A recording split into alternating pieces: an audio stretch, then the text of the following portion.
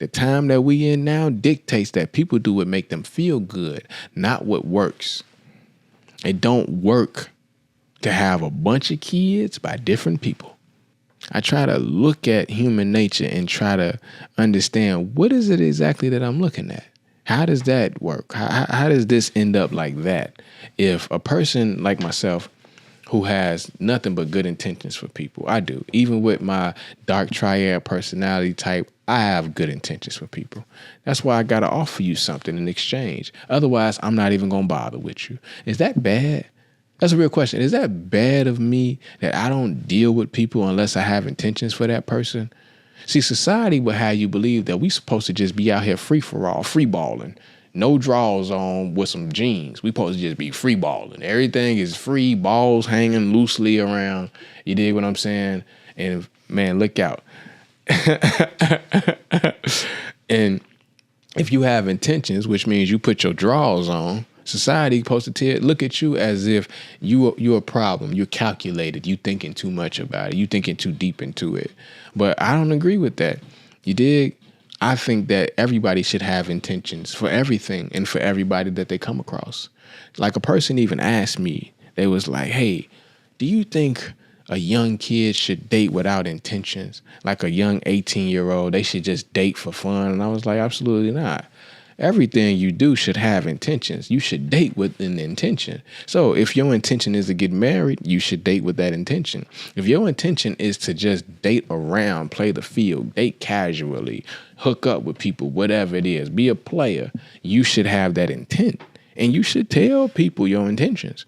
You should be transparent about it. Say, hey, I want to get married. Hey, I'm a virgin. You know what I'm saying? Hey, I'm a player. Hey, I like The Little Mermaid. You know what I'm saying? Like, you should be intentional and transparent with your intentions to people. And so what I'm saying is the part of human nature that don't come into play with people is they don't want to be intentional about it. They want to just try to act like it's something that it just happened. And that's the problem that I have with people who don't want to be transparent about what their intentions are, or at least to reveal what their nature is. Because when things start to happen, everybody's confused. Don't nobody know nothing. Don't nobody know how we arrived at this destination. Hey, how did we get here, homie? How did we even get here? You know what I mean? And I don't nobody know. I know how we got here. Human nature brought us here. It's always a conflict. Because like I said, competition brings division. And human nature competition is really ingrained in human beings. Competition, the need to compete. Otherwise, we'd all be cavemen rolling rocks on the ground. But there was a need of competition. There was something innate, the nature of people to want to do better than their predecessor. And that is a form of competition. Whether Carl Jung is competing with Sigmund Freud or Plato is competing with Socrates. You dig what I'm saying? Kobe Bryant competing with Michael Jordan and LeBron competing with both of them. There is a level of competition that brings about a greatness in people, but it also causes a division among us.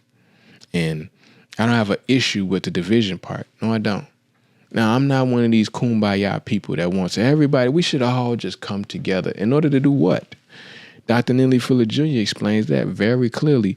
People, especially black people, should not just be getting together with no intention, with no agenda, with nothing clear cut that says, hey, this is why we getting together and this is what we going to do and this is how long we going to be together. A lot of times people get together and they just spend all day together doing nothing.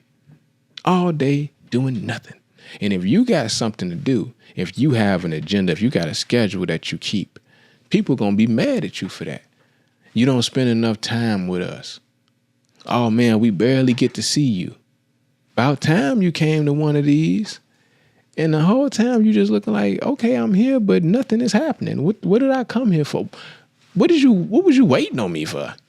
Like, why was you waiting on me to come to this? In order to do what? Because now that I'm here and I can't wait to leave because nothing is happening. But you claim that I'm supposed to be coming to all of these? Like holidays. Oh, I'll be home for Christmas. I think they made songs about it. They got movies about it. National Lampoon. Chevy Chase is in all of them. Chevy Chase is in every movie and every holiday, and you got to come home for the holidays. And what I'm telling you it is, that time period is come and gone. Just like the Willie Lynch and the slavery time period, even the 60s, that's all gone. You don't really have a family to come home to for the holidays. What is your family? Show it to me.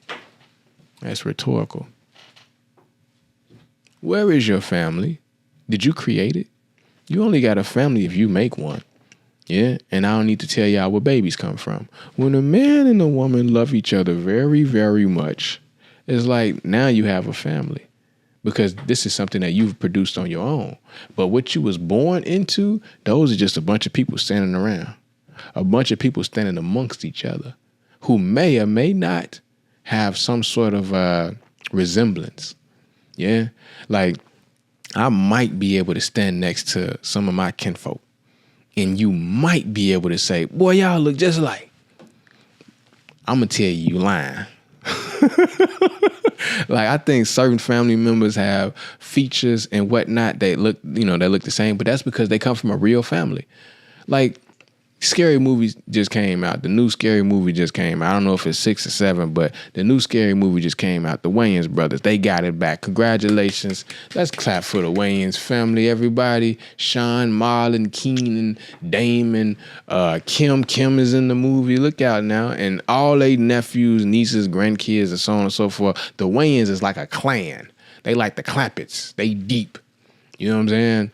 And it's a reason why they all look together. You want to know? You want to know the reason? They mama and daddy decided to be together and only have kids with each other. I know it's a shocker, ain't it? Well, they old. That's why. Again, that's a time before this one. The time that we in now dictates that people do what make them feel good, not what works. It don't work to have a bunch of kids by different people because there's no connectivity. There's no synergy. There's no symmetry. There's barely a resemblance. Like, you look at the Wayans family and you're going to be like, yeah, they look alike. Even they kids and even they nieces and nephews look like them. You don't know who kid is who. You be like, wait a minute, that's Damon's son. No, that ain't Damon's son. Okay, that's Keenan's son. That ain't Keenan's son. It ain't Keenan's son. He look like Keenan. No, that's they sister Deirdre's son. They got a sister Deirdre? Man, he look like Keenan. You are confused who people daddies and kids is. Because I don't know how many kids Keenan Wayans got. I don't know if Keenan Ivory Wayans got kids at all. But that old boy in the movie looked like Keenan. But apparently it's his sister's son. Man, dig that. And so what happens in these situations? What is the nature of people who share blood but don't share resemblance, don't share lineage?